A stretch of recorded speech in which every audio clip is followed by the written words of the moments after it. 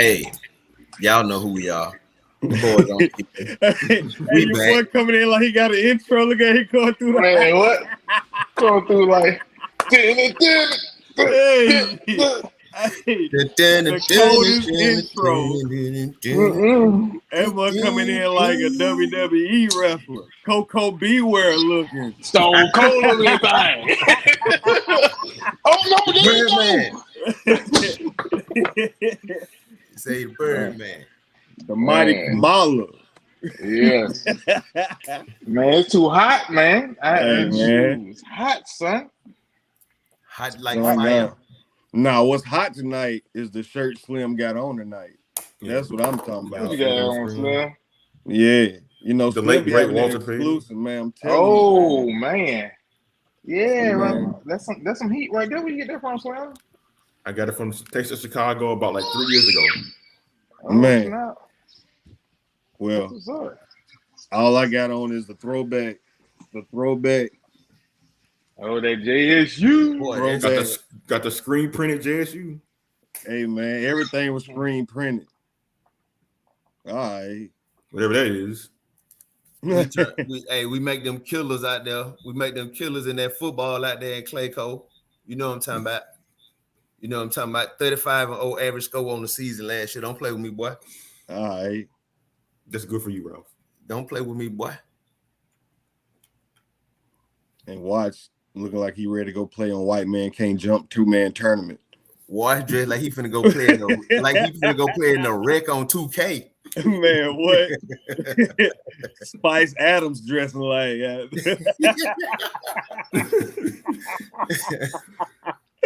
Put him in Rucker Park on the blacktop. Oh man, that's something for you.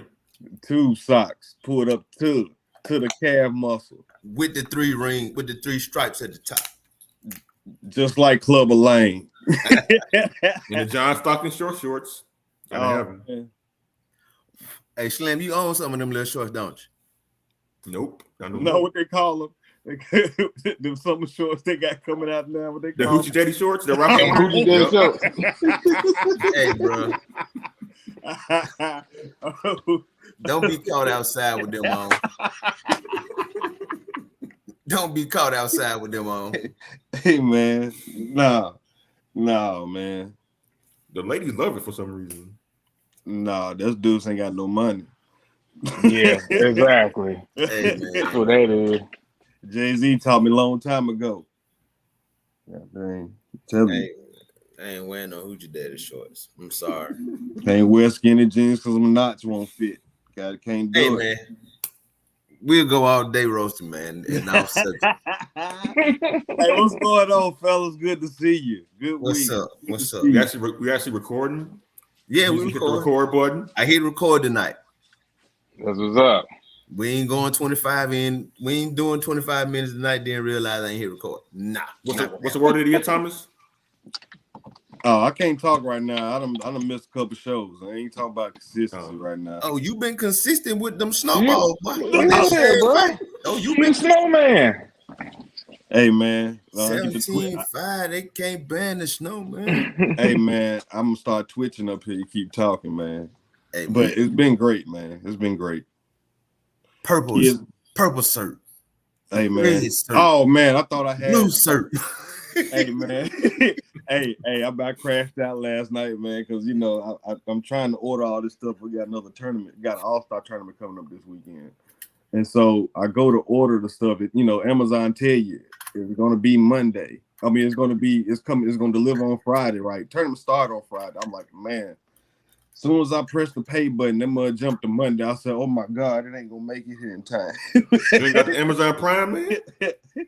I'm all of that, man. I'm Sam's Club Gold member, everything. Sometimes it's just, hey. So, man, I've been hustling. I've been trying to buy a gallon here, a gallon there from different companies, getting them shipped in by Friday, man. Hey, man, they've been tearing my butt over logistics prices. I'm telling you, man. But as long as I make it here on Friday, everything all right. I got everything hitting Friday. I want a pina colada. Hey, man. All right. What are we talking about tonight, man? Slim, take over, Slim. Baseball, Ralph. We got some breaking news, folks. Breaking news. We need music, man, for this. We need music. Okay. Reporting live from my dining room. The MEAC baseball situation has taken a turn. According to Black College 9, the 4 remaining MEAC baseball schools are reportedly going to join the Northeast Conference, with an announcement expected to come as soon as Thursday, the website reported. Neither the MEAC nor the NEC has confirmed these reports or made any comments on it. We will find out soon enough over the coming days whether or not this is true or not. But fellas, we know the situation with the MEAC only having 4 baseball playing schools after a bunch of defections over the years, including last year. North Carolina Central dropping baseball and Bethune-Cookman and FAMU joining the SWAC. So, fellas, what y'all think about this shake up in the MEAC in terms of baseball, if it happens? I think it's great for the players. I think it's great for them. It puts them back in the conference, and it gives them something to play for. You know what I'm saying? It makes them – now, people have to understand, these 4 schools are not leaving the MEAC. No, they're not. Every other sport is still going to be a MEAC sport. Baseball is just now an affiliate, associate member, whatever the word is for it in the NEC. I think it's great. It works out for them, for the remaining schools. As far as travel, it's perfect. And I think they all go into that league with a legit chance to be competitive. And I think it makes that league deep. Yeah, so the NEC has LIU in it, Bryant, Central Connecticut, Fairleigh Dickinson, Merrimack, Wagner, Sacred Heart, and Mount St. Mary's. All those schools are along the East Coast, right within the footprint of the MEAC. So, like Jeezy said, travel won't be an issue. Logistics won't be that much of an issue. And we just talked about this, ironically, last week about what the MEAC should do because it only had 4 baseball playing schools. We kind of bounced around the idea of maybe them inviting some schools to the league, but according to this story by Black College 9, they're looking to maybe join another conference and not have to worry about recruiting any teams there. So it should be interesting to see what happens down the road if this does take place. Let me ask you this question. If you're the commissioner of the MEAC, does this move now give you time to find suitable members to come? I mean, you will hope so. As we said last week, the conference did kind of dabble in looking at Chicago State, which does have a baseball team at their school, but the school presidents kind of shot that idea down. They voted against it. Sonia Steele, the MEAC president, has been on record as saying like the conference will be intact with 8 members. She didn't say by which sport though, just 8 members. But yeah, like you have to do something. Like we said last week, like you got to grow your conference. You can't sit still. And if this happens, it best believe that the conference is going to have to do something because they can't lose 4 schools like that at one time and be sustainable. Let me ask now. Let me also ask this question. With the backlash that some of our other HBCUs have received for playing in non-HBCU conferences, are these schools going to be criticized, or do people not pay, the masses don't pay enough attention to baseball anyway to even really have an opinion? For 2 reasons, I say no. First off, the situation with the MEAC baseball schools is such they don't have 4 teams in the league, which is the lowest of all Division I baseball. So anybody with any knowledge of how this works will understand, like, you can't have a league with 4 teams in it. Either gonna have to expand yourself or have to go somewhere else. Number 2, as we talked about during the pre-show meeting, baseball is a non-revenue sport. It doesn't bring money in like football and basketball does. Also, it doesn't have the same cultural relevance that basketball and football does. So you won't have fans talking about, well, these MEAC schools betrayed the culture by going to the NEC because baseball as a sport isn't embraced the same way by Black people in America as football and basketball are.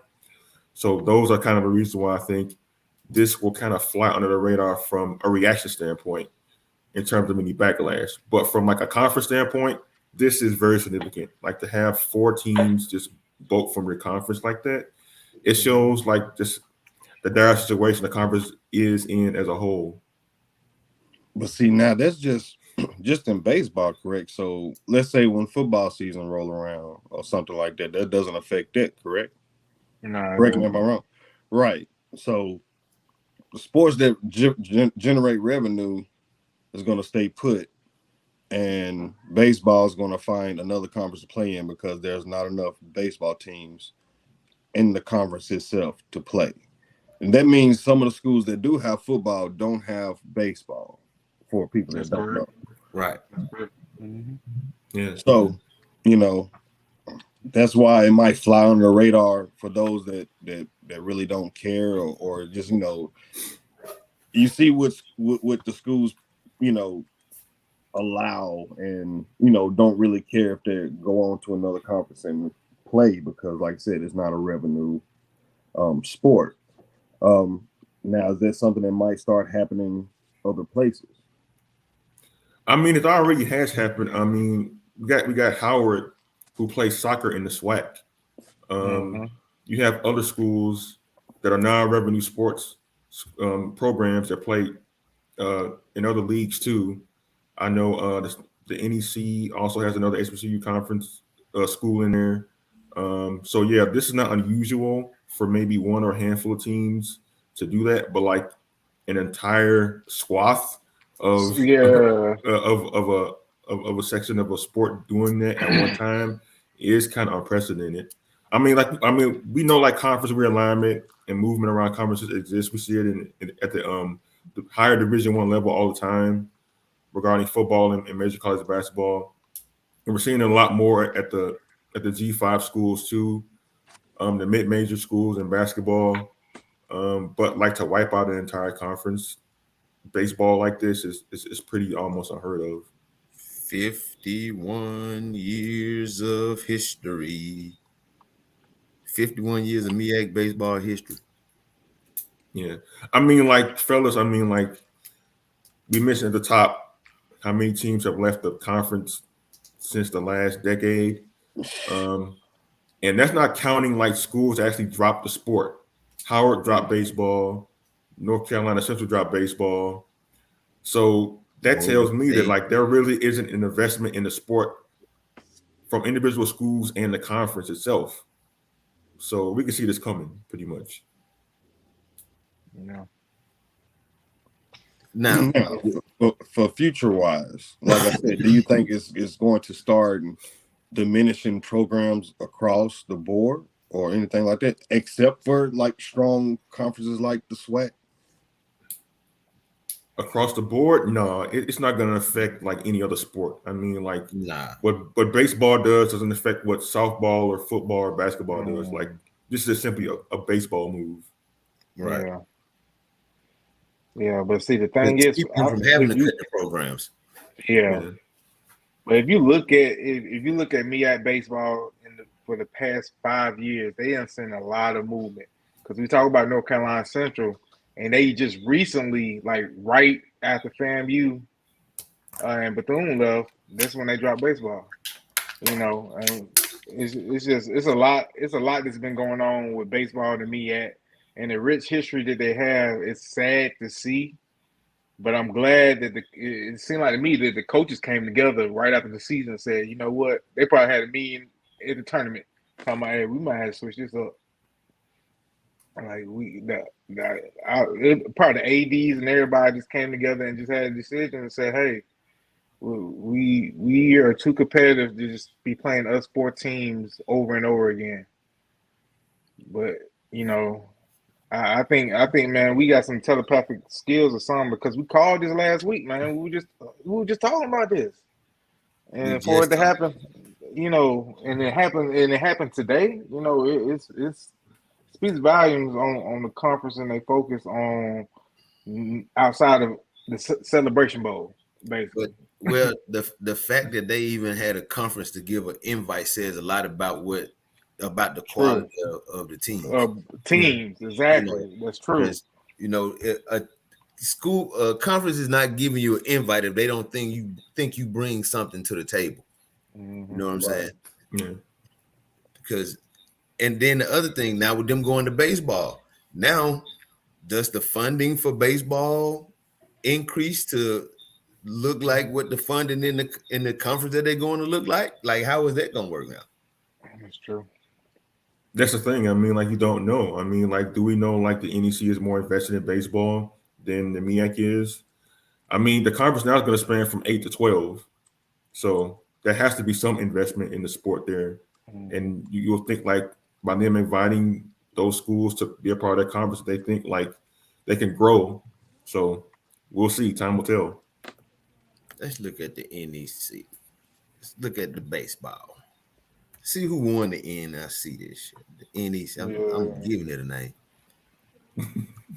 I'm not talking about Nintendo, is it? No, man. Not the NEC.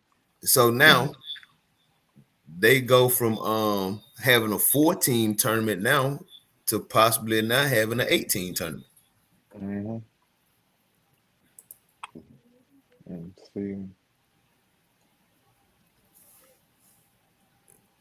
Mount St. Mary's was 14-34. Sacred Heart was 12-41. Wagner was 17-34. Merrimack was 17-31. Fairleigh Dickinson was 42-30. Central Connecticut 29-18. Bryant 30-27. And LIU was 37-21. So that was from 8-1 in order of the conference. So basically, the top 4 teams really separated themselves from the bottom 4 teams. Then on top of that, you got 3 teams that at least won close to 30 games. So I mean, on the standpoint of looking right now, it's a strong move. To me, it's a power move by baseball. I mean, it's about survival at the end of the day. That's what it is. That's true. And I think it's a smart move for the NEC to add some, quality programs to their conference to help build their conference strength and their conference depth. Because think about it, a 14 tournament, man, that's that right there. Can you a 14 tournament? Y'all remember what it was like when the SWAC was only taking 2 teams from each side? What was that? My junior, senior, and high. What, man? That's like playing a round robin, man. Exactly. Like playing around robin. Like you can't mess up at all. You can't slip up in that at all. Better not fall. Yeah, so that was a smart move, man. Smart move. I mean, at the end of the day, schools got to look out for what's best for their bottom line, man. This is exactly the move that these MEAC schools made, despite what criticism they may get on the back end of it. I mean, it's all about making money and establishing a program and getting more students to your school. Like with a 14 league, Ralph, honestly, you think like it's easy to recruit to the MEAC with that reality? Well, it's all about the relationships you have with the kids, man. You build a program, make kids want to come. Think about it. For years, Miami was independent, but people say, "Whoa, that's different." You still have to make your program attractive and make kids want to be a part of it. So, I don't think that would have been as much of an issue because kids want the opportunity to play. If a kid really wanted the opportunity to play, he's gonna come. But it's a perfect move for those schools, man. It's perfect. It is. And I'm just looking at, and they're gonna be competitive in that league. Yeah. They getting some players. They getting some players in that conference from them teams, man. And it's them going to another conference. If they're going into now with them going to play those weekend series against, now we're going into territories we've never been into before. You get what I'm saying? So now it's high school coaches that have never seen a Norfolk State play, a Coppin State play. You know what I'm saying? So now the coaches in the areas that where the school's going now going to get to see them. So now it's opening up the recruiting space for them too. Yeah, that's true. Their entire season is going to be a non-conference schedule, pretty much. If you think about it. which they already Yeah. used to. Yeah. What? Like the teams they're playing next year, if they go to the NEC or whenever that happens officially, Mm-hmm. it's going to be teams they ain't familiar with. It's going to be like playing non-conference, Right. like however many games Yeah. they have on the schedule. I mean, that doesn't say that they won't play any black colleges in whatever schedule they have, but like the bulk of their schedule is going to be whatever traditional non-conference games that they play combined with NEC schools. So Mm-hmm. that's how it's going to be for the future. It looks like. Yeah. To me, it just adds to their schedule. They get more games. Yeah, You know. get more quality games too. That's Yeah, key. Yeah. exactly. Mm-hmm. And then looking at the tournament, man, I think NEC was looking at they probably looking at expanding their tournament because they had a 14 tournament.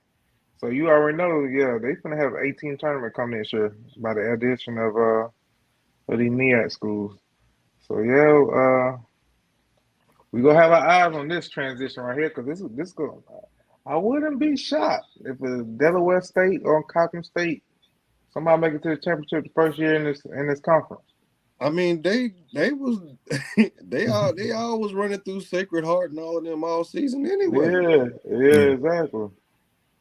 So you know, Mhm.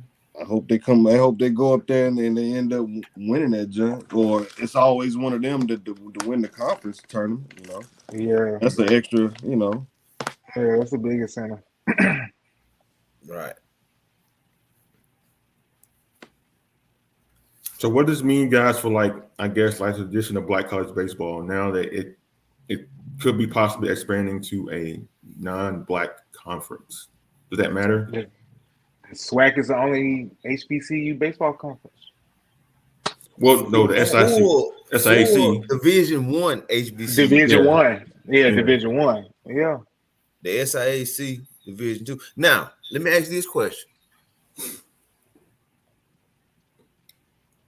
If you were the MEAC commissioner, would you have done like the SIAC and had a non HBCU member like I know the school name. It's on tip of my tongue.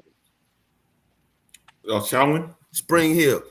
Spring Hill, yeah. Like Spring Hill, you know, is a PWI, but they compete in the SIAC in baseball. I'd So say yeah for your numbers. that's what I'm saying. For the sake of saving the MEAC baseball wise, then this move kind of shows us what they really feel about baseball. But maybe they didn't have enough time to find, you know. but do you think it was also a money move too as well? There's less they have to worry about, but also collecting out of a non-conference that might be set above the, you know, what you normally is it a money move too as well? What Everything is a money move. They got in college what sports. now? I don't have to worry about throwing a tournament for baseball. Yeah, For that's about, yeah, Right, exactly. yeah. Mhm. But then they that's sit save back money. and collect from the other conference for whatever they bring it because they got to get a piece. I don't know what the finances look like. No, the MEAC don't get that money. The schools get that money. The schools get their money. Yeah. Me, I Yeah, can't touch me. I don't know how that's gonna work out. No, the MEAC won't get that. The schools Man, will you get know, that. MEAC contract, they have to have something. They can't just let teams just go and be free agents and go get their own money. Well, you was Come on about to now. disband, so I don't know. That's like you going through bankruptcy and then telling them, man, you gotta let me get some of that back, man. Exactly.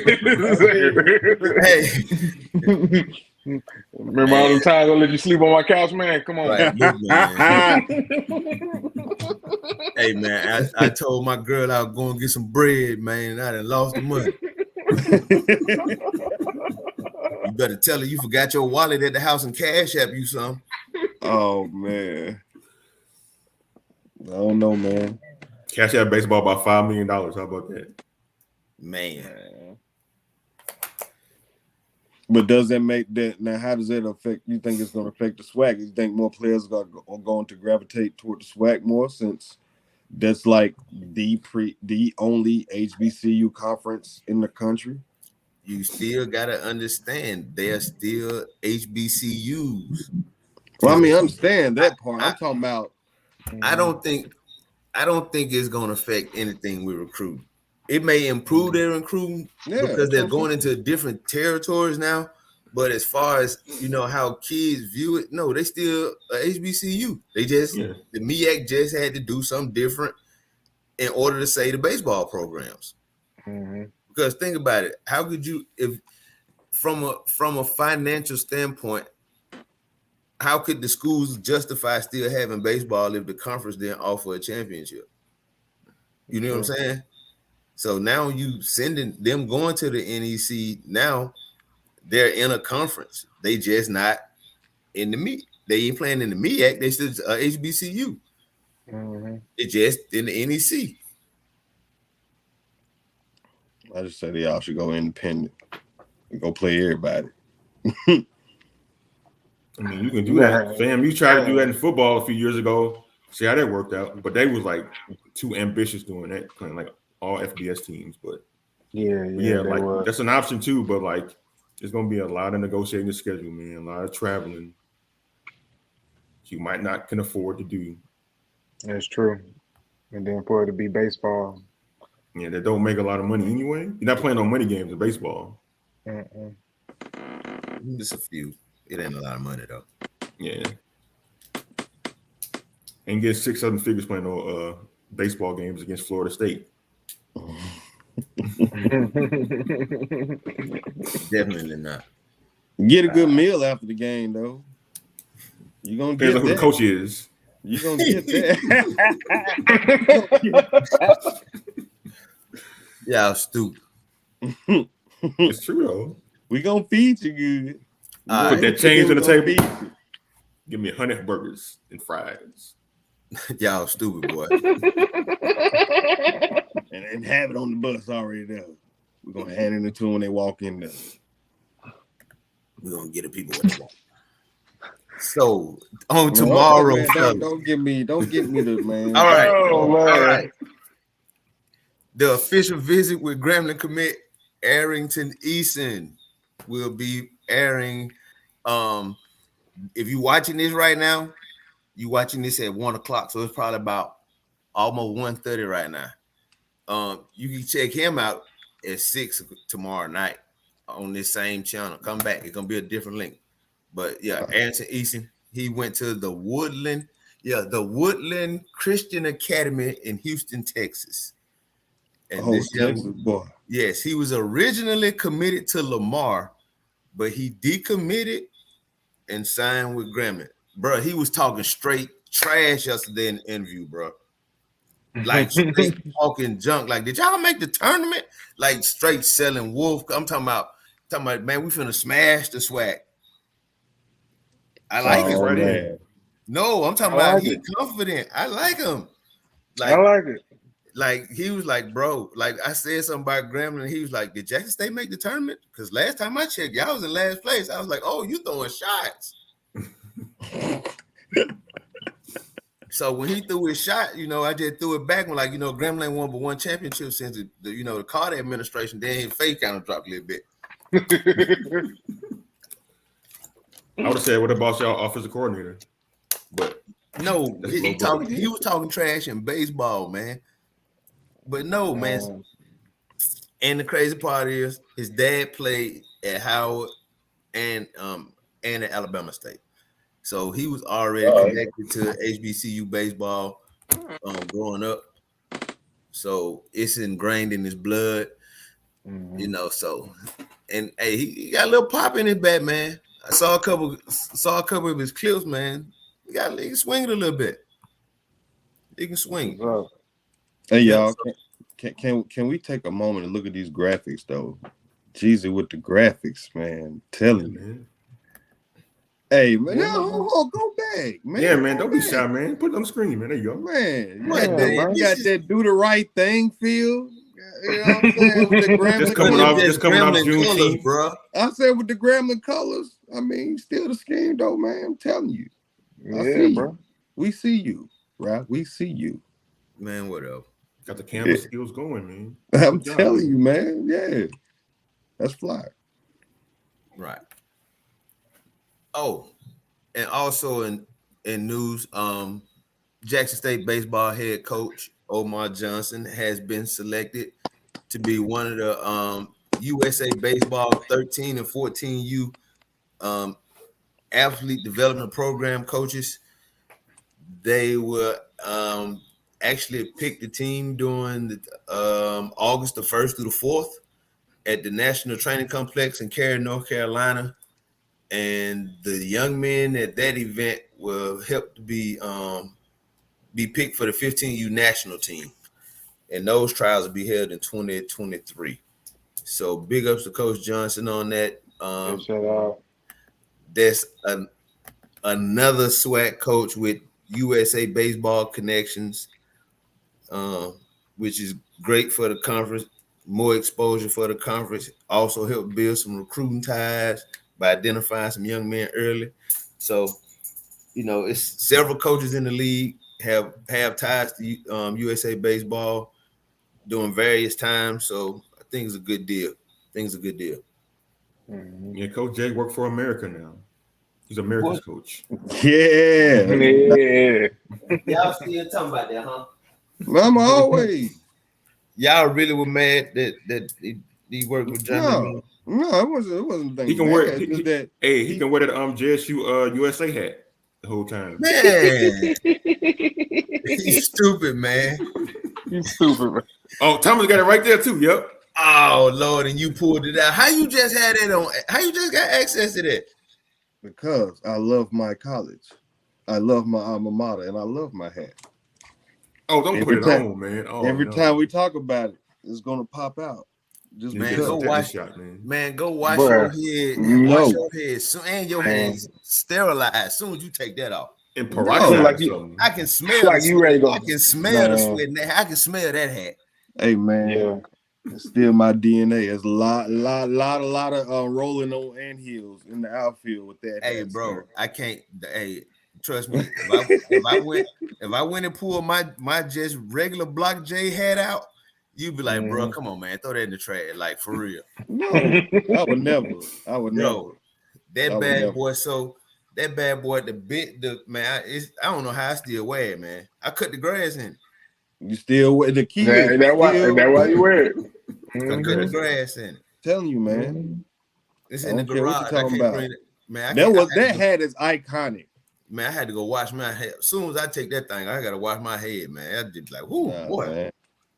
No, I think it's done crystallized though. I think it's well preserved. You know what I mean? All the sweat and salt in it, I bet it have. You could probably cure COVID with that hat, man. Man, what? Man. Just send a sample to watch. He'll do something with it. Y'all good. I lab tested, man. No, I'm good. Man, that might be the Leviathan strand in that hat. you know Zika was going on. We had West Nile going on. We had West Nile. We had West Nile. We went through the West Nile. We went through West Nile and swine. Swine. H1N1, yep. We went through that. I remember all that. I remember like it was yesterday. Usher had #1 track. Let it burn, let it burn. Oh, God. Man, we so off topic. Man, why does this sound like the Tuesday? Why we sound like it's Tuesday night, man? Man, what?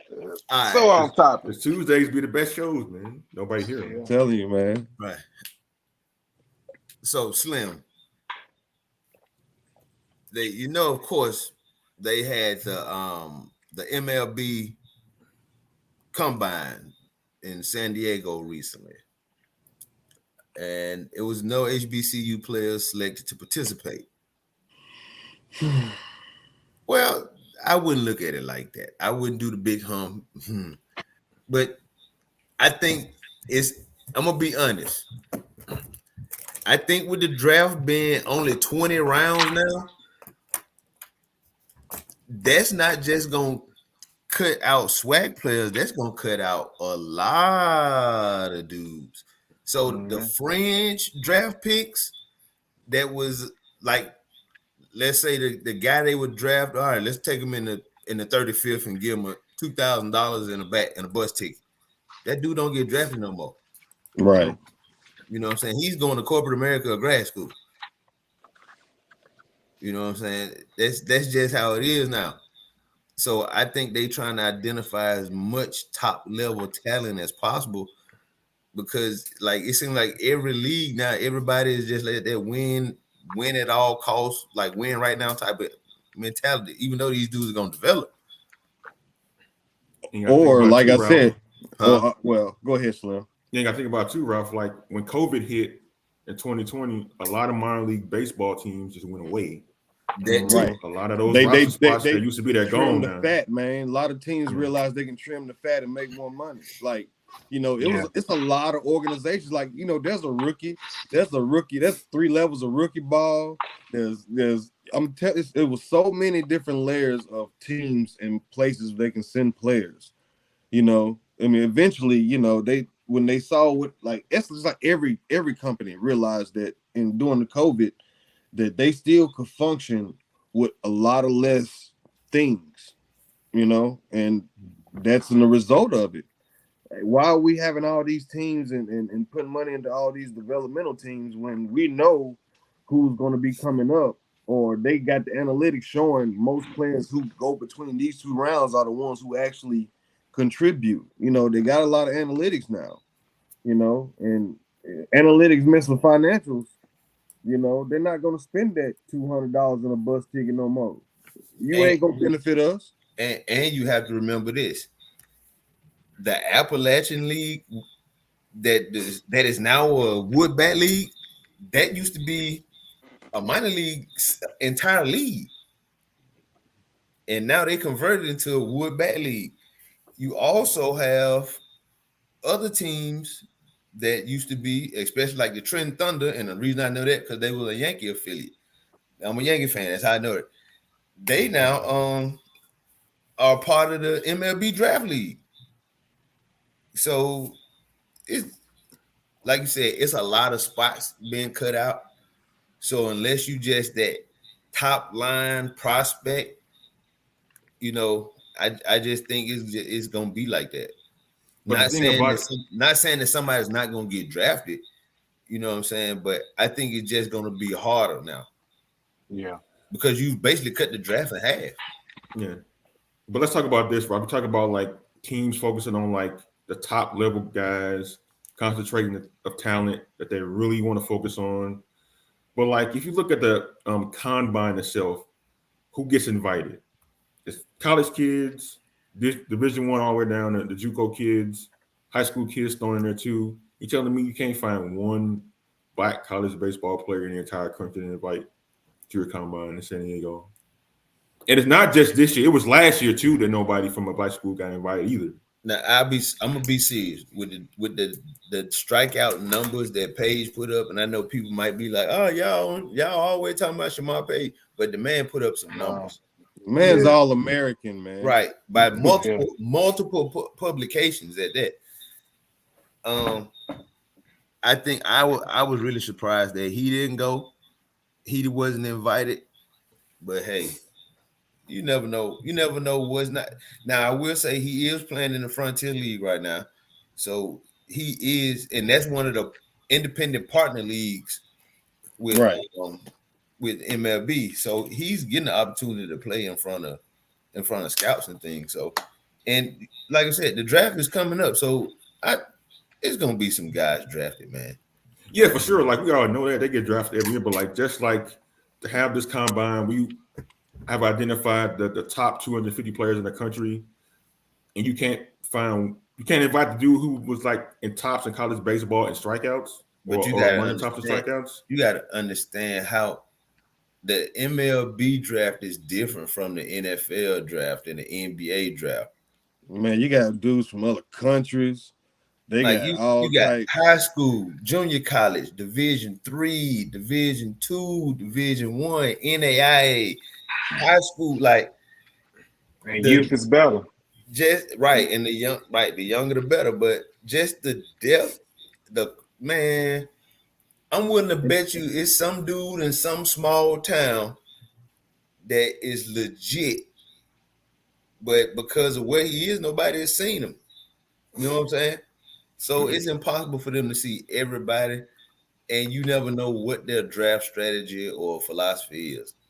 but also, Ralph, in today's age with a lot of videos and stuff like that, you also see those people that's ducked off in corners that not too many people recognize, or they just say in travel baseball, you got those people that go get kids.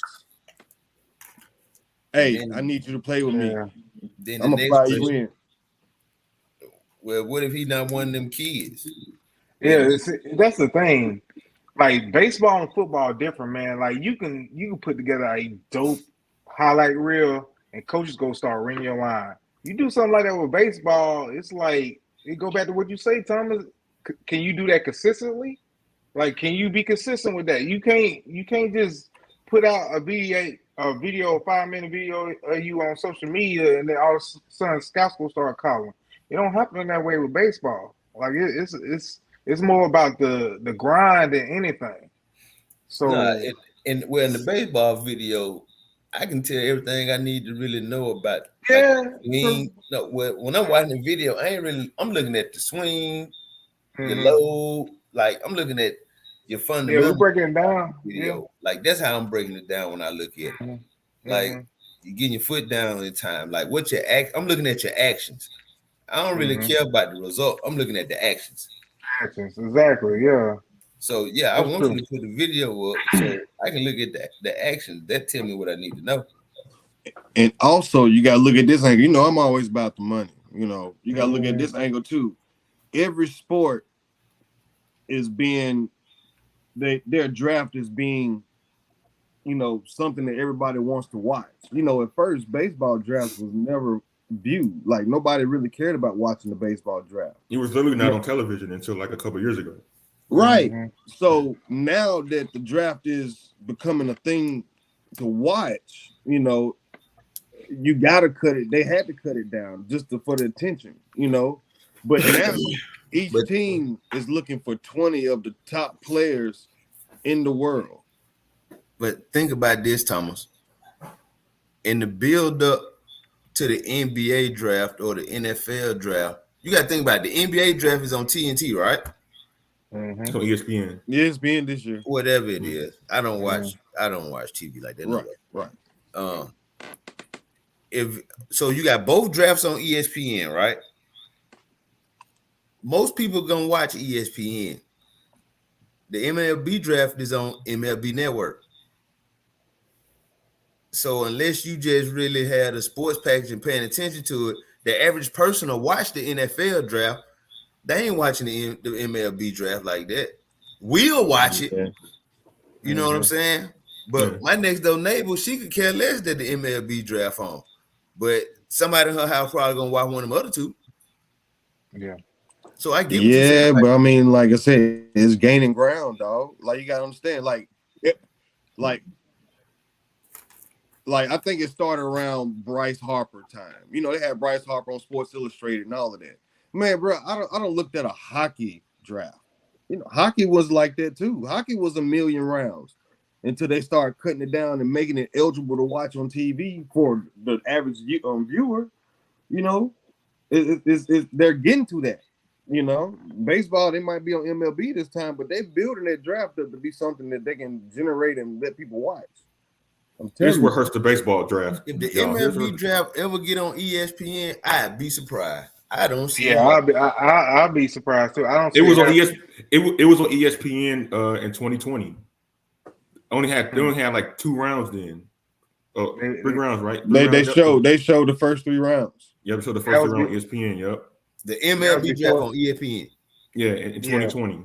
Yeah. That's before they had the 20 for 20 and all them other documentaries that they filling in now.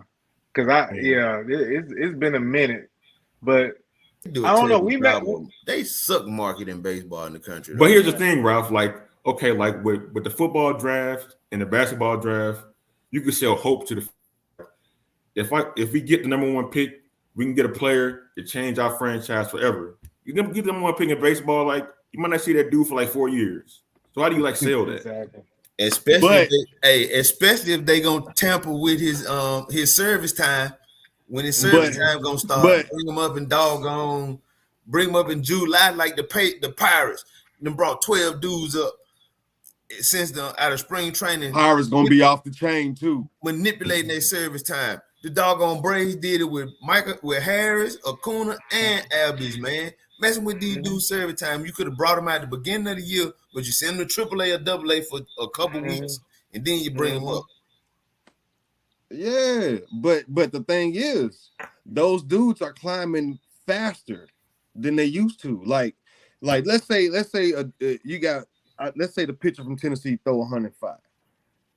He gonna get drafted. You probably see him about around playoff time if he does what he's supposed to do in early ball.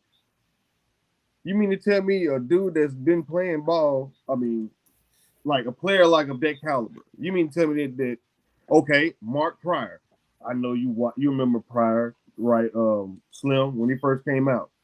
As soon as he got through pitching, they was talking about bringing him up then, but they waited to the next year, or he started the next year, didn't It was the next year. Yeah. Messing with that service time, man.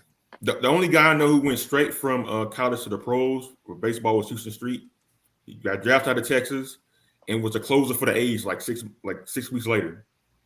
And but I'm just saying, like they getting them up faster, man. Because like I said, them contracts getting enormous, and so they're gonna have to get their monies out them folks. They're gonna be paying them $500 million for 10 years.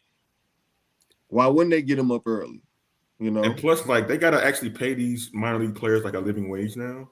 Right, right. So they're gonna be really selective about like who they draft. Man. Baseball, man, they cutting the fat because they're gonna have to pay these dudes, man. Baseball is great right now. Baseball is great. You got the Yankees winning, and you got LA winning. Man, Nobody care about the Yankees, man. Bro, we done went all with the MLB, man. I know, man. We didn't. But I'm just saying, I mean, but jump the shark, man. This is where the game is going, though, you know. But let's bring it back then.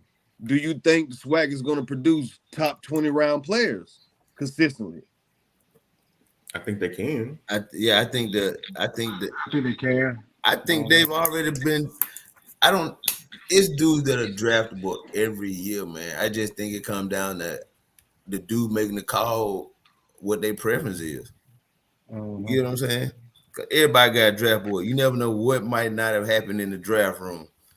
But you also gotta have those scouts willing to go there too. You know, our guys are playing in front of scouts, man. I don't want people to. I don't ever think because you playing at HBCU, you're not playing in front of scouts. That's the craziest misconception ever put out. I didn't say it was a misconception. No, I'm not saying that we know better than that, but there's a lot of people who say a lot of stupid stuff as it pertains to HBCUs, because they don't know. They're not around it. They haven't been exposed to it. Everything they know is hearsay, or what they see, or what some, as I said, they always get to see the crazy stuff that they report instead of the positive stuff. You get what I'm saying? Yeah, I still see that Alcorn play being played all the time. Oh yeah, it's a cycle. Yeah. That was just a bad play, man. Yeah, I'm just saying though, but that's one of the things that's consistently getting played. That's coming out the right. And like that video, for instance, how many people sat there and made and said, "Hey, man, well, if that's what they look like, well, every team in the league look like that." Right, but how many posts you see about the All-American? None. Yeah, you're right. But just to think about it, put that in perspective, you don't believe a scout was at Mississippi State when Alcorn did that? Of course it was. Yeah, it was. So they performed that in front of the scouts. So they played in front of scouts. They scout Mississippi State players though, not Alcorn players though. Yeah, true. Right, but you still playing in front of a scout. Shoot, I bet you somebody off Bethune-Cookman played in front of scouts all season long. Yeah. Keep telling y'all, man, these dudes are playing in front of scouts. Because the thing is, y'all gotta learn, scouts don't necessarily follow teams, they follow players. They follow players coming out of high school. They follow these players. That's what they do. And then if they gravitate to a team and the team got some more studs, that scout is on that team. Like it's just the way it goes. But you really want to, if you're a young player, you want to catch the scout's eye while you in high school right now. That's the biggest thing. And then after you do that, man, you come on to the HBCU landscape, man, and ball out. You can go wherever you want to in the league, man. It's just the only thing is, yeah, we gotta play twice as hard. We gotta do. I mean, what's the difference in life? It's the same thing we gotta do anyway. You gotta do everything 2 times better. So pick up the pieces and strap on the helmet and say you go ball out and just do what you gotta do. And I think the other part is you got to put the players out there, man. You got to let people know what they're doing. You know what I'm saying? Yeah. Like, We went through that this season. You know what I'm saying? You got to put it out there. Like right now, man. It's all about marketing, man. I mean, like we all played in front of scouts. My bad. Y'all played it in front of scouts. I didn't play in front of the scouts. But like for baseball, like there's always going to be scouts following you around if you are draft eligible, number 1, number 2, like you got some talent on you. I know famously we all remember, maybe not Thomas, we all remember like Arkansas Little Rock trip. We had a pitcher on our team who was kind of like highly touted. It was about like 20 scouts there, watching them over in the bullpen before the game started, watching them during the game. So like, yeah, like a black college kid can draw a lot of attention. They even came to our practices. Like we actually like threw and hit in front of scouts too. Mm-hmm. It was people everywhere that year, boy. Yeah, it was every day. It was every day. Yeah, it was. Hey, what was that one Brave Scout? Think about it. We had Brave Scout, Yankee Scout, Astro Scout come out. Everybody. And honestly, the visual picture that you need to understand of what these scouts look like, how they were, like the way the bullpen at Arkansas Little Rock was set up at the time, it was like a hill, and then the bullpen was like down, like on off, the slope. like on the slope.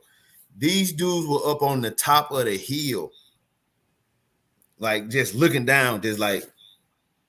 I'm like, yo, they look like ants. Like you know how like ants try to get on the leaf or something with some water or something. That's how they look piled up on each other. Like it was that many scouts, bro. Like it was crazy. Every day, every game we played. So kids getting the opportunity, man. You got to capitalize when they're there to see you. You got to give them a reason to remember you. And give them a reason to come back. Or like scouts could be there to see one player and you show out and you can actually get on their radar too. That's what I'm saying. Well, I know about seizing the opportunity. Well, me personally, I would, in a perfect world, what I would like to see is more like travel teams directed at getting the black players to play together, getting top players to come play together. And then when you get those players, you go into those top tournaments. You pay that money, or we raise the money to get to those top tournaments where those top players are. Now, I don't know how to pull it off, but if I had, the means and to do it, I would love to see something like that. Have about 3 or 4 teams in each section of the country, and they just go and gather the best black players or representation of like maybe SWAC players or alumni that's across the country. And we try to build those teams like this. It's going to be hard because there's a lot of influence in travel baseball. You already have. Yeah, you already have the black travel teams that's playing at a high level. Trust me. Come to the A, bro. Trust me. You need to come to Atlanta, bro. There's a reason these black boys come out here, man. I coach 12U baseball out here. My team is all black. Trust me. It's some dudes that can play out here, man. Trust me, it's already happening. But like I tell my kids, not up in our area, not at all. Maybe in Atlanta. But you got to think we're in a huge metropolitan area that has a huge HBCU alumni base. You know what I'm saying? Like the other dude that coached me played at Alabama State. You get what I'm saying? So but every that's day, in Atlanta. that's what I'm saying. Yeah. But it trust me, in other places it's happening, bro. It's happening. In North Carolina, it's happening. I'm telling you. And it's Alabama, a lot of Mississippi, kids. it's happening. Yeah, it's a lot of kids from that North Carolina area, that Charlotte area, that's starting to infiltrate down to the SWAC. Like Jackson State, they had like maybe 3 or 4 kids that's from that Charlotte area, or you know what I'm saying, North Carolina, that's coming down. So it's pockets in the country, in places where it's happening, bro. Trust me. Yeah, and see, and to piggyback on what you was talking about, Thomas Black, I was talking to Ark and Chili, and I was talking to Sid, and you know, if you watch everybody that we really like played with, everybody now starting to have their teams too. Right. I'm talking, man, what we need to do, everybody need to pick they 4 or 5 players or 2. Man, we just have an A and a B squad, and we take our kids to go play them tournaments, bruh. Like, because I think Pedro even has a team. Like, bruh, can you imagine Pedro out there? Yeah, Mike G got a team too, man. Like, Yeah, Mike G got a team. I think Mike G had a team. I think he got a couple different teams though. Yeah, he does. He got he a Marucci coach. He's sponsored by Marucci. Okay. Yeah, so he got a whole bunch of. So that's the thing. Like, if we just look inside our circle, but then we expand that circle to all. We ain't just the only alumni baseball players that played at HBCU that are actually in the community coaching.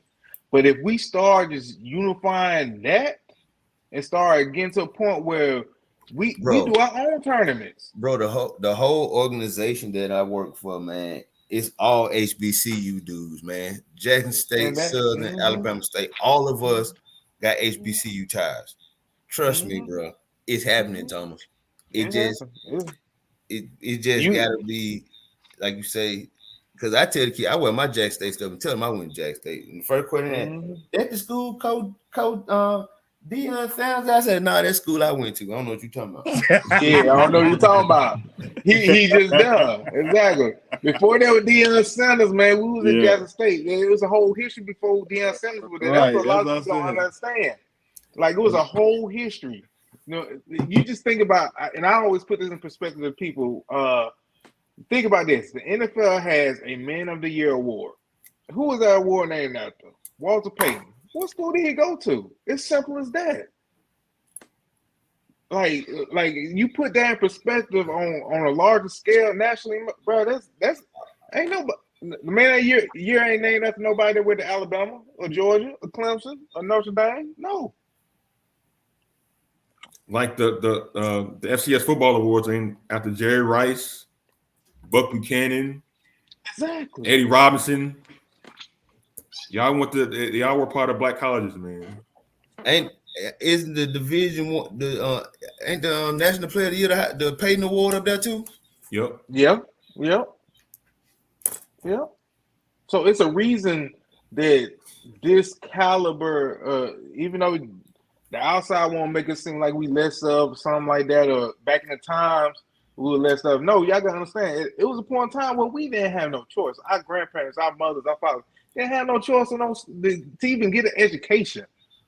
This is still dealing with post Jim Crow or pre Jim Crow, where we weren't even allowed to open up a book. You know, and shoot, I just think about my mom was at Jackson State when they had the riots. So she was in the dome hiding from bullets. And you just think about all that stuff that ties into it. And don't know other schools in the nation have a richer history than the HBCU. Bro, your mom was on campus when the National Guard came up there? Yeah. Wow. Yeah. She was supposed to go get her golden certificate, but she since Pops died, she can't set foot on Jackson State campus, man. Wow. I can't even get go to a baseball game, man. Yeah, that was right around the time that the Kent State shooting happened, which got a lot more attention than Jackson State shooting. Which it's a shame because it was terrible what happened up there. We got like a remembrance named on campus after the victims who were killed during that. Yeah, but like you said, I watched, man, a rich history for black colleges, not just at Jackson State, but like across the country. And now schools are now being more popularized now. through people like Deion Sanders, through other avenues, and just through like mainstream America starting to, for whatever reasons they have, embracing all things Black culture, which includes Black colleges. Yeah. They just starting to wear the gear now. Yeah, pretty much. Everybody. Exactly. Shoot, Martin and Yeah, hey, Thomas. Yeah. I thought he froze on us. Me too. No. You He straight was over. smiling. No, I'm He saying was you smiling, man. I was like, oh, he in trouble. Yeah, I No. thought too. I thought he was getting that. Thought you were No. getting that. No. Wrap it up, B. He was like, hey, Bro, is you he ready? pulled out the wrap Is it he up ready? button. Off from the bullpen. Is he ready? No, I just had a vision. I was over there while y'all talking about all that, man. So basically, what I got out of this that we're gonna have a Boys on the Hill squad in the future, Boys on the Hill tournament future wise, yeah. Then we're gonna combine all the teams together. We're gonna go on a nationwide tour in the summertime. Yeah, man, it speaks values, man. It sounds like something we can do. Yeah. But what you need to do, you might have to take a time out from the concession stand, son, and go get you some kids up there, man. Once you get them kids operating like a well-oiled machine, man, you might need to go ahead and get back into coaching, man. I'm telling you, bro. I never started coaching. Watch, I never coached. I never coached. Man, every player was a coach. I never coached. No, never. I've never. Because I mean, you know, with my daughters, like, why would I go and spend all this time teaching some other kids when I got a kid at home that's trying to be great at what she's trying to do? So I'm trying to learn. I'm trying to learn everything about soccer so I can at least try to help, or at least, you know, she actually don't mind going in the backyard. She wants to train them. So I'm just trying to figure that out first. So I've never really, since I had a daughter, I never really had to. Now I help some kids out, or I instruct. I do some instructing, you know. But as far as being a coach, it never crossed my mind to be a coach. My daughter got her car seat. Yep. Saw a tennis ball in the house. Well, I just keep them laying around, man. Keep them laying around. No, she ain't playing. She ain't playing with no baseball, softball, none of that. Hey, she ain't gonna be Monet Davis. My daughter got gun sight L already. Hey, she got gun sight L already. Put your arm up, baby. Bruh, I'm telling you, hey, because I understand, man, because I had stopped coaching just so I could have my daughter focus on soccer too. And see, the thing is, man, the thing with softball, even though they got the travel softball and everything like that, man, as long as you, like we know, work on with the fundamentals with her, man, the moment she get to high school and she understand ain't nothing really she can do in the fall until soccer season in the spring, she might well play softball. I'm telling you, bro, that's my game plan. She ain't trying to hear none of that. Hey, man, I'm slide that thing in there, man. Man, look. Introduce it to her, bro. I'm telling you, man. I introduced it all the way up to the point she was like, I'm not trying to catch no ball. I'm gonna go get a ball and put your face on it and then make her hit it. And bro, she got those. She got her own. Yeah. She got those. Hey, but hey, we doing good. We got middle school and we got travel soccer. We good. Yeah, they got hey, they dropping off 8:30 in the morning at the school. She don't know what to do. GTA is in trouble. GTA is in trouble. That boy, she questioned if she loved us or not. Man, I done came home 2 days in a row from lunch. She laid out on my bed, sleep. Whoa, out. Yeah, well, it's good for him though. It's all good. But like I said, I mean, I wanted, like I said last night, man. Like, I'm glad I'm back in the baseball. I might be in the concession stand, but it's good to be back around. I know. Ain't nothing like the ballpark, man. I ain't gonna lie. You're right. I just ain't gonna eat no hot dog for a while. I'm not doing it. They don't want to see no relish, no onions, no mustard, no ketchup, no nothing. Sunflower seeds, nothing. Man. Right. Man, I'm finna go fix me a salad. As soon as I leave, I don't want nothing fried. I don't even want I don't want nothing in the microwave. I don't want none of that. Nothing. Like I said, I don't want no American food right now at all. It better be Mexican, Asian, or garden salad, something. I'm You not want the eating Americanized version of all those things. Man, I don't want no hamburger. I'm not doing it. Hamburger. No, I'm not doing it. So we good. Well, man, we about to let you go so you can get your garden salad. Are you going to put you some bacon bits on that garden salad? And some croutons. You can have some vinaigrette dressing on it. Hey, I got the Mediterranean croutons. It's already broke up. You know what I'm saying? It ain't the big chunks. It's already broke up. You know what I mean? You feel me? And I got the 5 pepper. I got the 5 pepper spinner. You know what I mean? Oh yeah, You know what I mean? I'm like that. I'm talking about wrist curls on it. You know what I mean? like we're Ruby Tuesdays. Yeah. Hey, With the pink Himalayan salt. You know what I mean? Just a dash. Just a boy over there sound like CO.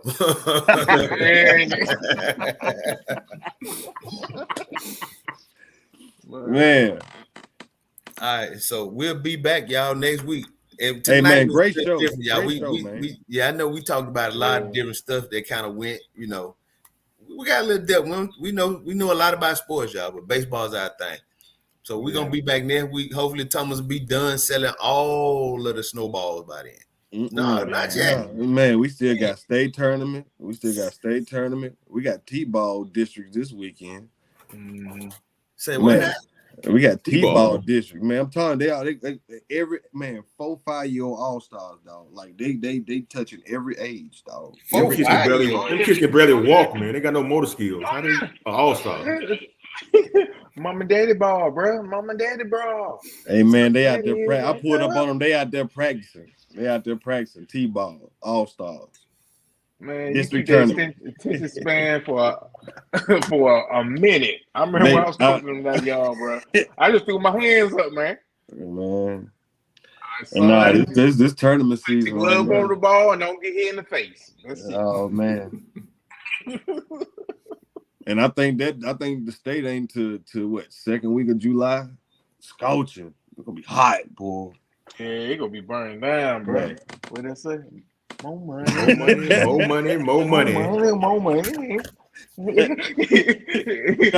No, we raising money. I need more money. Oh, look, she opened up the door. Hey, I gotta go, man. Give me more money now. You come on in. Yeah, come on in. No, you come on in. Okay. Got to go. Give me 1 second. We'll be back, y'all, next week. Same bat time, same bat channel, and same 4 bat dudes. All right, man. All right, hold up.